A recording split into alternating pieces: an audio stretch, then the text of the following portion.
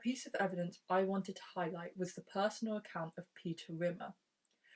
Peter went to Liverpool University in the early 1970s, where he joined GaySoc.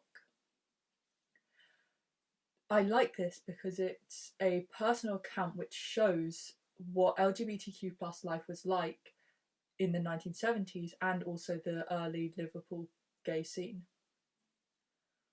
So he joined GaySoc and he said that it felt very important to him because back then LGBTQ plus life could be very isolating. It could really feel like you were alone, and then once you joined GaySoc, it really felt like you were part of a club and your life would change a lot, and for once you would feel a kind of sense of togetherness and being part of a community. So that's interesting because that's the kind of everyday life details that we can't really pick up in quantitative data.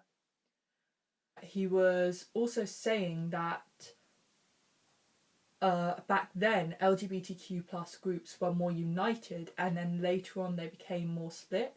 So back then gays and lesbians were more together, whereas later they split off into different movements. He says that this was quite a difficult time because it was the beginning of the LGBTQ plus rights movement. He also mentions cross-dressing, which I found quite interesting, and he said that he did it partly for fun but also partly to challenge people's prejudices if he was cross-dressing out in public. And his account includes various photographs of him and his partner Martin Ross with him in female clothes.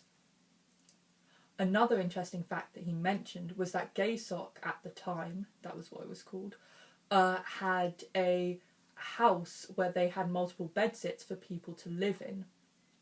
He also mentions one fact that multiple sources from that time mention, which is that if you were in GaySoc, you could quite easily be harassed, and that the posters for GaySoc would often be torn down. A later account mentioned that they eventually had to put it behind special glass so that people wouldn't be able to get at the posters.